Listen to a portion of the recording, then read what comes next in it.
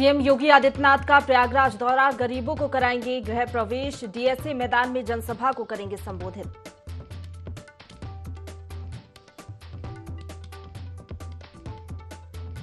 चंद्रशेखर आजाद को धमकी देने वाला युवक गिरफ्तार, युवक ने क्षत्रिय ऑफ अमेठी फेसबुक पेज पर चंद्रशेखर को दी थी धमकी, युवक से पुलिस कर रही पूछताछ।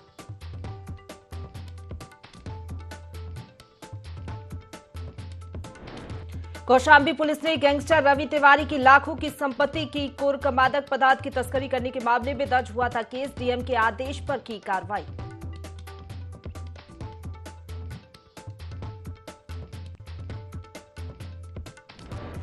बहरिया गांव में तालाब में डूबने से 3 बच्चों की मौत, मौके पर पुलिस टीम मौजूद, कड़ी मशक्कत के बाद शवों को निकाला बाहर।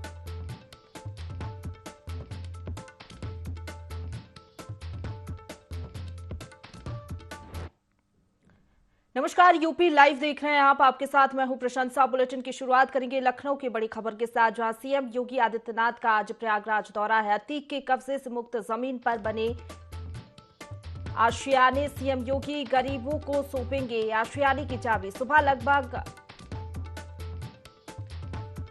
दोपहर 12 बजे पुलिस लाइन पहुंचेंगे सीएम योगी आदित्यनाथ, हेलीपैड से सीधे लूकरगंज स्थित अपार्टमेंट पहुंचेंगे, 20 लाभार्थियों को चाबी सौंपकर गृह प्रवेश कराएंगे, डीएसए मैदान में जनसभा को संबोधित करेंगे। बता दें आपको 226 परियोजनाओं का लोकार्पण और शिलान्यास भी सीएम योगी आदित्यनाथ करेंगे।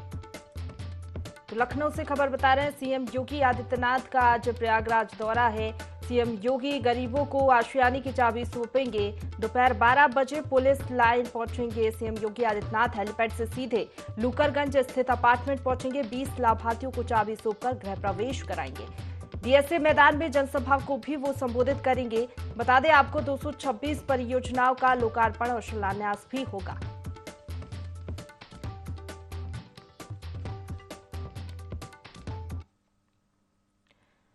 अब रुक करेंगे लखनऊ से एक और खबर का, जहां चंद्रशेखर आजाद को धमकी देने वाला युवक गिरफ्तार हो गया है। युवक ने क्षत्रिय ऑफ अमेठी फेसबुक पेज पर चंद्रशेखर को धमकी दी थी। पुलिस ने युवक को गिरफ्तार कर एसपी के सामने पेश किया।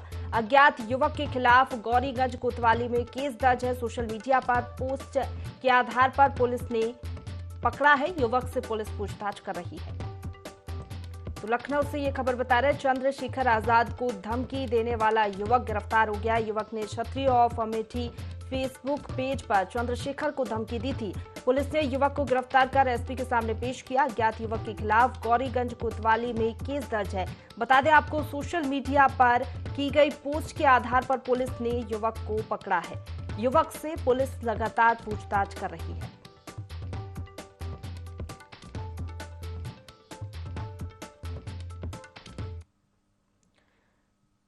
तो चलिए आगे बढ़ेंगे, अब बात करेंगे अयोध्या की, जहां रामलला के मंदिर का निर्माण कार्य लगभग पूरा हो गया है। भगवान रामलला के मंदिर की परिक्रमा करने की तस्वीर जारी हो गई है। परिक्रमा के लिए बनाया गया है श्रद्धालुओं के लिए परिक्रमा पथ। तो अयोध्या से खबर बता रहे हैं, रामलला के मंदिर का निर्माण कार्य लगभग पूरा हो गया है। काफी लंबे समय से इंतजार हो रहा था मंदिर के निर्माण का कि कब पूरा होगा, और कार्य लगभग पूरा हो गया है मंदिर के निर्माण का। भगवान रामलला के मंदिर की परिक्रमा करने की तस्वीर भी जारी हो गई है। टीवी स्क्रीन पर आपको वीडियो के जरिए बता भी रहे हैं। परिक्रमा के लिए आपको बता दें, श्रद्धालुओं के लिए परिक्रमा पथ बनाया गया है, जिसकी तस्वीर टीवी स्क्रीन पर आपको दिखा रहे हैं।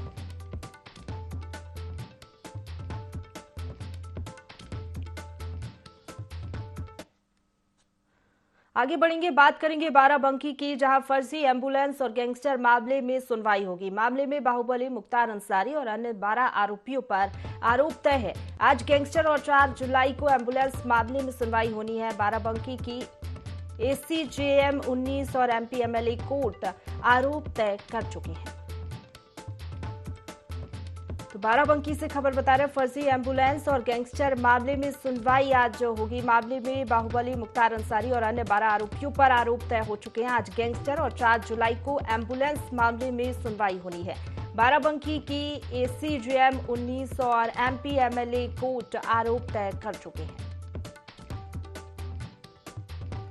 तो बाराबंकी से ये बड़ी खबर बता रहे हैं, जहां पर फर्जी एम्बुलेंस और गैंगस्टर मामले में आज सुनवाई होगी। मामले में बाहुबली मुख्तार अंसारी और अन्य 12 आरोपियों पर जिस तरीके से आरोप तय हुए हैं, आज गैंगस्टर और 4 जुलाई को एम्बुलेंस मामले में सुनवाई होनी है। बाराबंकी की एसीजेएम 19 और एमपी एमएलए कोर्ट आरोप तय कर चुके हैं।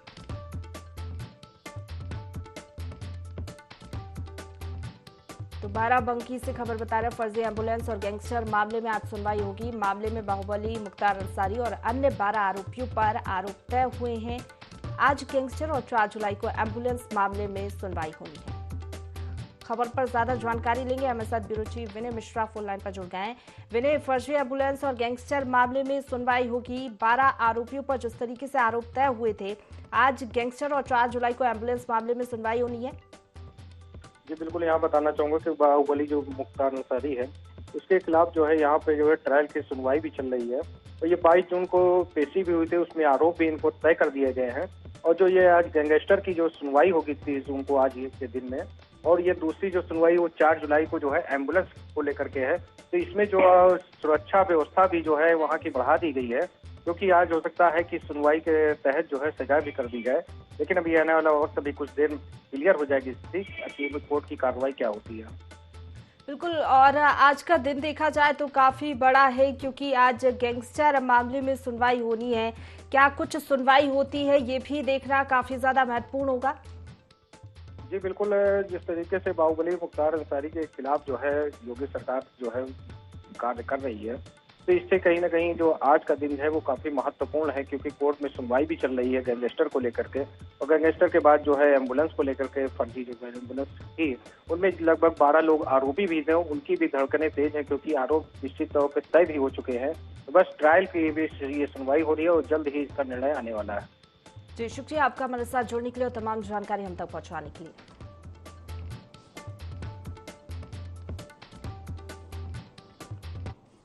रुक करेंगे अगली खबर का, जहां मैनपुरी में 70 वर्षीय वृद्ध की सिर कुचलकर हत्या कर दी गई। वृद्ध अपने ही घर में, आपको बता दें, परचून की दुकान चलाता था। घर के बाहर सो रहा था मृतक, उसी दौरान उसकी हत्या कर दी गई। जैसे ही जानकारी लगी, पुलिस मौके पर पहुंची, साथ ही साथ फॉरेंसिक की टीम भी मौके पर पहुंची। पुलिस ने शव को कब्जे में लेकर पोस्टमार्टम के लिए भेज दिया है।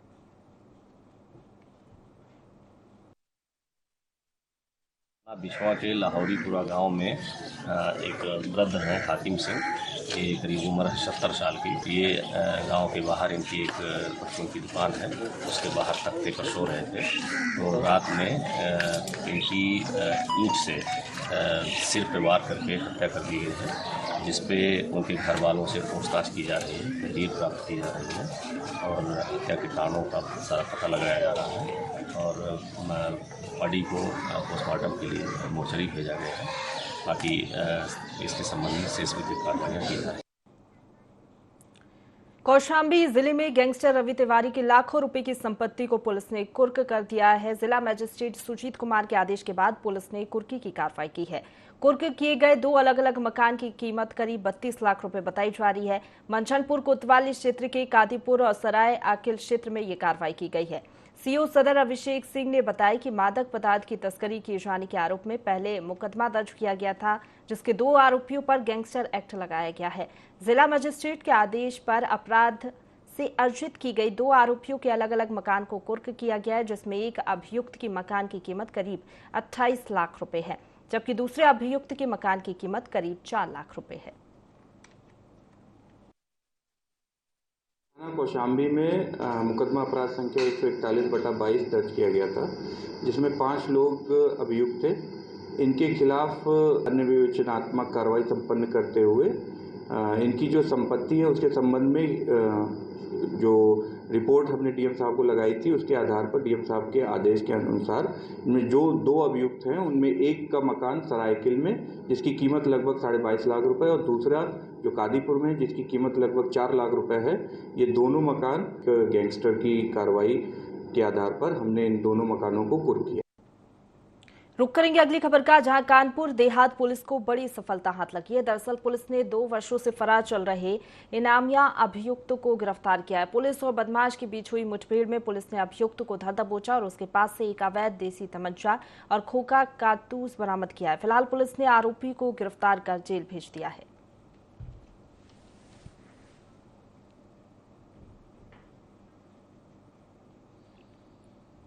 अब रुक करेंगे अयोध्या का, जहां सावन झूला मेला और कांवड़ यात्रा की सुरक्षा को लेकर आला अधिकारियों ने तैयारियां शुरू कर दी हैं।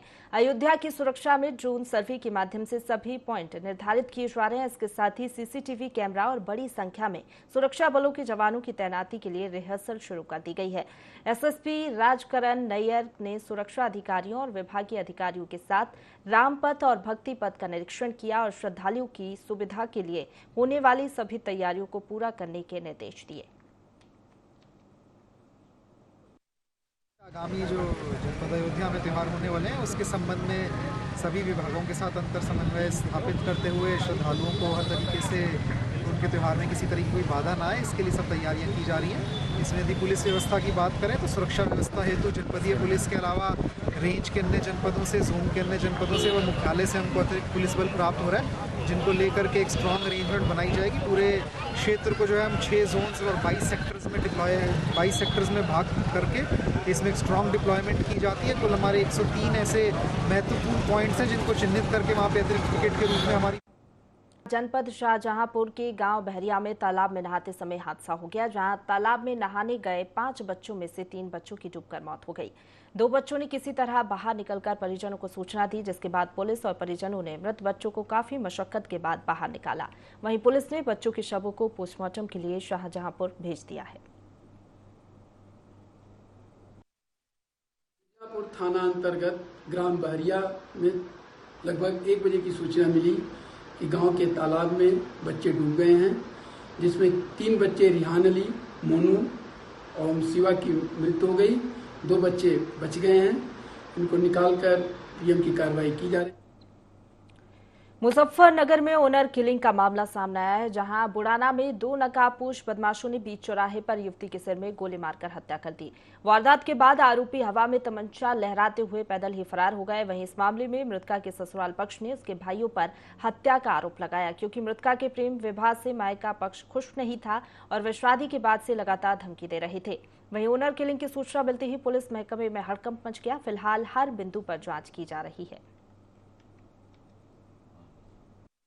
मार दिया और फिर फलकटी से मार आया जी, फिर बच्ची कुची को ये इधर से जा रहे थे, पार्लर में जा रहे थे वो, इधर ही घेर लिया उनको साजिश रच के। फिर पहले गोली मारी, फिर फलकटी बजाई इस पर। कुछ भी नहीं थी, बस ये वो लड़की कोर्ट मैरिज हुआ था उनका, उस वजह से हुआ है। जो अलीपुर अटेरना की रहने वाली है, उन्होंने यहीं के एक लड़के के साथ लव मैरिज की थी 2021 में। बाद में उसको कोर्ट मैरिज किया गया और ये दोनों, लड़की का और लड़के का परिवार दोनों यहीं के रहने वाले थे। लड़के का परिवार नाखुश था।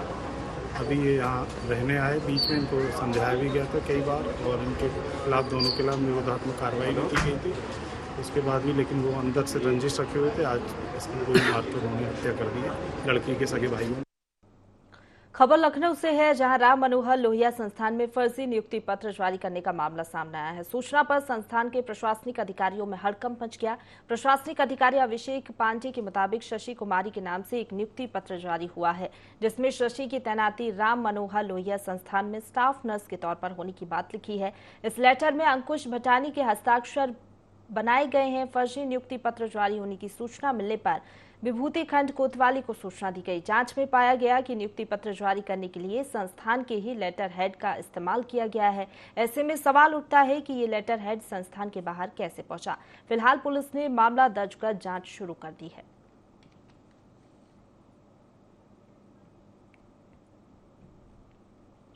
रुक करेंगे अगली खबर का, जहां झांसी में एक महिला की हत्या उसके पति ने ही कर दी। महिला का पति शराब का आदी था और इसी को लेकर दोनों के बीच विवाद हुआ था और पति ने अपनी पत्नी की कुल्हाड़ी से काटकर हत्या कर दी। सूचना पर पहुंची पुलिस ने शव को कब्जे में लेकर आरोपी को गिरफ्तार कर लिया है।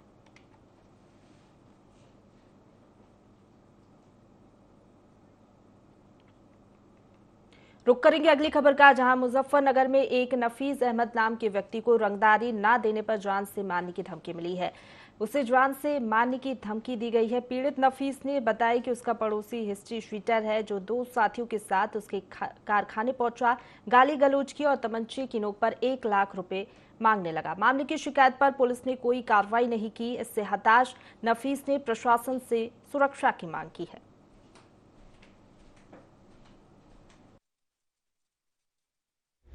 GST नंबर भी है मेरे पास और मेरा काफ़ी अच्छे लेवल का कारोबार है। तो वहीं का एक हिस्ट्री शीटर शवाब आलम उर्फ नोनू, उसने जुमेरात की शाम को 8 बजे मेरे कारखाने आया और एक आदमी दो व्यक्तियों के साथ, और उसके हाथ में तमंचा था, नोनू के हाथ में।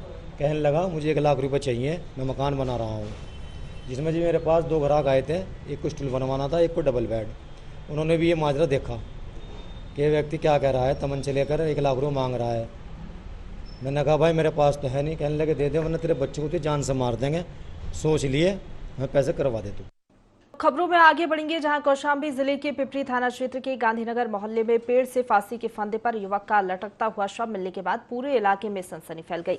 सूचना के बाद पुलिस मौके पर पहुंची और घटनास्थल की जांच पड़ताल के बाद शव को कब्जे में लेकर पोस्टमार्टम के लिए भेज दिया। पोस्टमार्टम रिपोर्ट सामने आने के बाद आगे की कार्रवाई की जाएगी।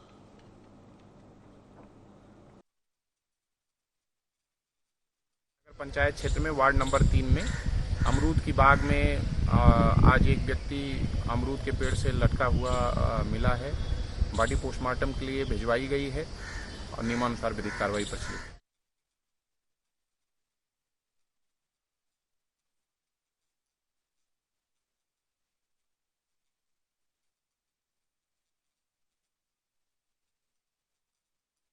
नगर पंचायत क्षेत्र में वार्ड नंबर 3 में अमरूद की बाग में आज एक व्यक्ति अमरूद के पेड़ से लटका हुआ मिला है। बॉडी पोस्टमार्टम के लिए भिजवाई गई है और नियमानुसार विधिक कार्रवाई प्रचलित है।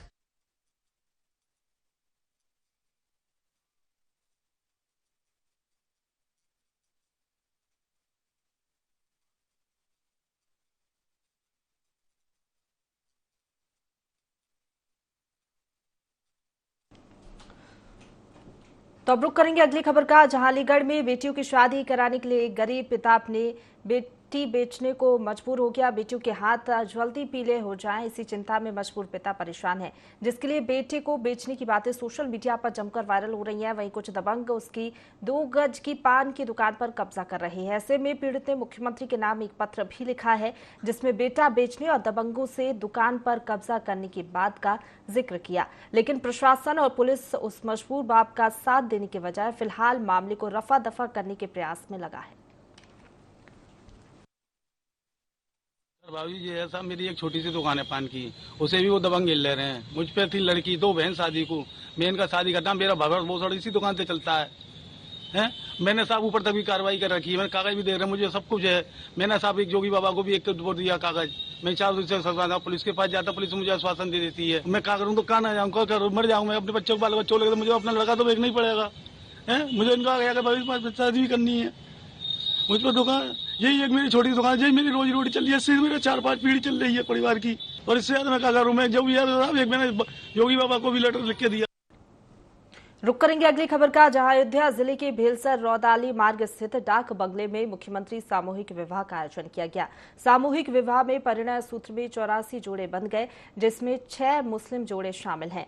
रुदौला विधायक रामचंद्र यादव ने इस मौके पर नवविवाहित जोड़ों को आशीर्वाद भी दिया। समाज कल्याण अधिकारी रणविजय सिंह ने बताया कि एक जोड़े पर 51,000 रुपए खर्च होते हैं, जिसमें 35,000 खाते में और 10,000 का सामान दिया जाता है। सामूहिक विवाह से गरीब बेटी की शादियां होती हैं और दहेज जैसी कुप्रथा को समाप्त करने में कामयाबी मिलती है। वहीं खंड विकास अधिकारी अखिलेश गुप्ता ने बताया कि सामूहिक विवाह कार्यक्रम में 84 शादियां हुई हैं।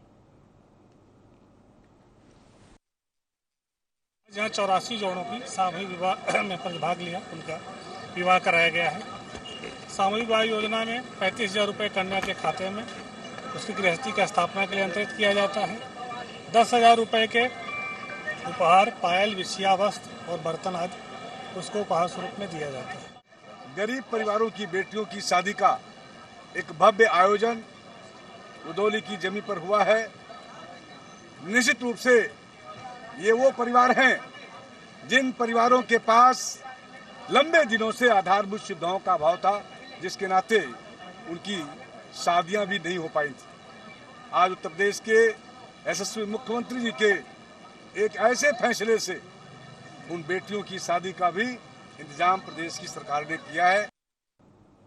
आजाद समाज पार्टी के प्रमुख चंद्रशेखर आजाद पर यूपी के सहारनपुर के देवबंद में जानलेवा हमला हुआ है। उन्हें बदमाशों ने गोली मारी। जो तस्वीर सामने आई है उसमें दिख रहा है कि उन्हें कमर के पास से गोली छूते हुए निकल गई, साथ ही गाड़ी के शीशे भी टूट गए हैं। हमले के बाद चंद्रशेखर आजाद को इलाज के लिए तुरंत सरकारी अस्पताल में भर्ती कराया गया। पूरे मामले की एसएसपी डॉक्टर विपिन टाडा सहारनपुर ने डीजीपी विजय कुमार को फोन पर जानकारी दी। उन्होंने बताया कि उनकी स्थिति ठीक है।